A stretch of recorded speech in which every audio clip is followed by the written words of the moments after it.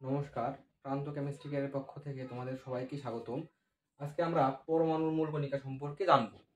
তো এটা জানার আগে একটা উদাহরণ দিতে হলে বুঝতে পারবা। ধরো এটা একটা ইট। ইটকে তুমি যদি ভাঙো, তুমি কি পাবা? ইটকে ভাঙলে মাটি পাওয়া যাবে, কারণ ইট হচ্ছে মাটি দ্বারা তৈরি, এই জন্য ইটকে ভাঙলে মাটি পাওয়া যায়। এখন তোমাদের যদি বলা হয় ভাই পরমাণু কি দ্বারা তৈরি, পরমাণু তৈরি হচ্ছে বিভিন্ন কণিকা দ্বারা। তাহলে পরমাণুকে যদি ভাগ করা যায় তাহলে বিভিন্ন কণিকা পাওয়া যাবে। অনেক ধরনের কণিকা পাওয়া যাবে। তো এই কণিকাগুলোকে বিভিন্ন পার্টে ভাগ করা হয়েছে। তো পরমাণুর মূল কণিকাকে তিনটা পার্টে ভাগ করা হয়। একটা হচ্ছে স্থায়ী কণিকা, একটা হচ্ছে অস্থায়ী কণিকা, একটা হচ্ছে কম্পোজিট কণিকা। তো আমরা এখন দেখবো যে কোনগুলো স্থায়ী কণিকা, কোনগুলো অস্থায়ী কণিকা এবং কোনগুলো কম্পোজিট কণিকা। তো ভাই স্থায়ী কণিকা হচ্ছে তিনটা। স্থায়ী কণিকা হচ্ছে তিনটা। কি কি? Electron, proton, neutron. Electron, proton এবং নিউট্রন। তাহলে স্থায়ী কণিকা হচ্ছে আমাদের তিনটি। সেটা হচ্ছে একটা হচ্ছে ইলেকট্রন, একটা হচ্ছে প্রোটন, একটা হচ্ছে নিউট্রন। এটা মনে রাখার জন্য মনে করতে পারো যে পেন, PEN, পেন দ্বারা মনে রাখতে পারো। পিতে প্রোটন, ইতে ইলেকট্রন, এনতে নিউট্রন। তো স্থায়ী মূল কণিকা হচ্ছে তিনটি, একটা হচ্ছে ইলেকট্রন, প্রোটন, নিউট্রন। অস্থায়ী মূল কণিকা একটু পরে পড়বো আমরা। এখন ধরবো কম্পোজিট কণিকা। কম্পোজিট কণিকা দুইটা। একটা হচ্ছে আলফা, এটা হচ্ছে ডিউটেরন।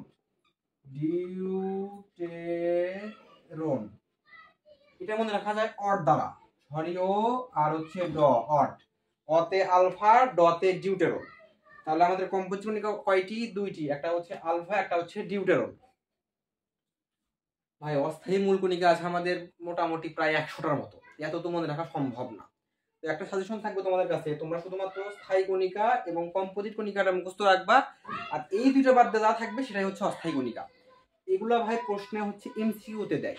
তো আমি যখন এমসিকিউ সলভ করাই দিব তোমরা বুঝতে পারবা। তো অস্থায়ী কণিকা আছে আমাদের প্রায় 100টা। তো আমি মেজর কয়েকটা লিখে দিচ্ছি, এগুলো জাস্ট দেখো তোমরা। ধরো আছে হচ্ছে মেসন, বোসন, পায়ন,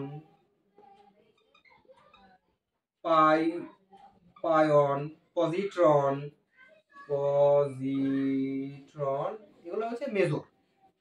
তো আমার কথা হচ্ছে যে তোমরা ভাই স্থায়ী কণিকা এবং কম্পোজিট কণিকাটা মুখস্থ রাখবা।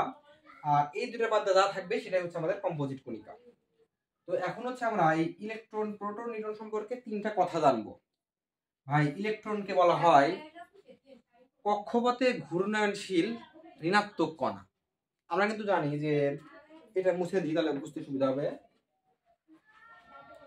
আমরা জানি যে পরমাণুর অভ্যন্তরে একটা নিউক্লিয়াস থাকে এবং একে কেন্দ্র করে এর চারিপাশে ইলেকট্রন ঘোরে এবং ইলেকট্রনের চার্জ হচ্ছে ঋণাত্মক। তাই ইলেকট্রনকে বলা হয় কক্ষপথে ঘূর্ণয়নশীল ঋণাত্মক কণা। বা প্রোটনকে কি বলা হয়? প্রোটনকে বলা হয় হচ্ছে মৌলের পরিচিতি নির্ধারক। শোনো, প্রোটন যা পারমাণবিক সংখ্যাও তাই। প্রোটন সংখ্যারই আরেক নাম পারমাণবিক সংখ্যা। ধরো তোমাকে যদি বলা হয় যে ভাই কোন মৌলের পারমাণবিক সংখ্যা 1, মৌলটি কি? তুমি বলবা ভাই মৌলটি হচ্ছে হাইড্রোজেন। যদি বলা হয় ওই পারমাণবিক সংখ্যা 8, তাহলে তুমি বলবা মৌলটি হচ্ছে অক্সিজেন। তাহলে তোমাকে যদি কোনো মৌলের পারমাণবিক সংখ্যা দিয়ে বলা হয় যে মৌলটি কি, তুমি 100% বলতে পারবা যে সেই মৌলটি কি। এই জন্যই বলা হয় প্রোটনকে মৌলের পরিচিতি নির্ধারক, অর্থাৎ প্রোটন দিয়েই একটা মৌলের মৌলটা কি সেটা আইডেন্টিফাই করা সম্ভব। এবং ভাই নিউট্রনকে বলা হয় হচ্ছে, মানে নিউট্রন হচ্ছে আইসোটোপ সংখ্যা নিয়ন্ত্রণ করে মানে নির্ণয় করে। মানে এই নিউট্রন দ্বারা আইসোটোপ সংখ্যা নির্ণয় করা যায়। তো আমরা এখন কিছু কোশ্চেন সলভ করব। তো কোশ্চেনগুলো যদি সলভ করি তাহলে বুঝতে পারবা। তো আমরা এখন একটা এমসিকিউ সলভ করব। এমসিকিউ সলভ করলেই এই টপিকটা তোমরা আয়ত্ত করতে পারবা। তো এখানে প্রশ্ন করছে নিচের কোনটি কম্পোজিট কণিকা? ভাই আমরা জানি কম্পোজিট কণিকা হচ্ছে দুইটা। মনে রাখবো হচ্ছে সরিয় আর অড। একটা হচ্ছে আলফা, একটা হচ্ছে ডিউটেরন। প্রথমে আছে electron, proton, neutron. Electron, proton, neutron হচ্ছে আমাদের স্থায়ী মূল কণিকা, তাহলে এটা না। প্রোটন স্থায়ী মূল কণিকা। পায়ন, আমরা দেখছি পায়ন হচ্ছে আমাদের অস্থায়ী মূল কণিকা। এই যে আলফা, এই আলফা হচ্ছে আমাদের স্থায়ী মূল কণিকা, কম্পোজিট কণিকা। এখন আমরা 2 নম্বর কোশ্চেন সলভ করব। 2 নম্বর কোশ্চেনটা বলছে নিচের কোনটি অস্থায়ী কণিকা নয়? এখন ভাই অ্যান্সার করা খুবই সহজ, বাট কোশ্চেন ধরতে পারাটাই হচ্ছে মেইন বিষয়।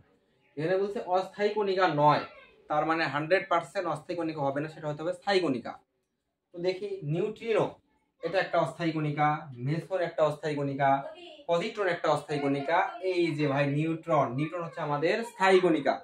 প্রশ্ন বলছে অস্থায়ী কণিকা নয়, তাহলে অস্থায়ী কণিকা নয় মানে হচ্ছে স্থায়ী কণিকা। স্থায়ী কণিকা তিনটি, পেন দ্বারা মনে রাখবা, বলে দিছিলাম প্রোটন, ইলেকট্রন, নিউট্রন।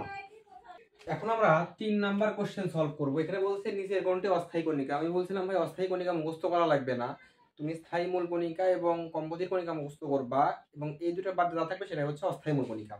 চলো দেখি ইলেকট্রন, ইলেকট্রন ভাই স্থায়ী মূল কণিকা। আলফা, আলফা হচ্ছে কম্পোজিট কণিকা।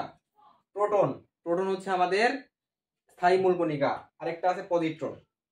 তাহলে আমাদের এটাই হবে হচ্ছে আমাদের অস্থায়ী মূল কণিকা। তো আমি আশা করতেছি যে পরমাণুর মূল কণিকা সম্পর্কে আমরা বেসিক পড়লাম, দেন আমরা এমসিকিউ সলভ করলাম। তো আশা করতেছি যে তুমি তোমরা পরমাণু মূল কণিকা সম্পর্কে বুঝতে পারছো। তো প্র্যাকটিস করো, বুঝতে পারো ভালোভাবে। তো দেখা হবে নেক্সট ক্লাসে। নমস্কার।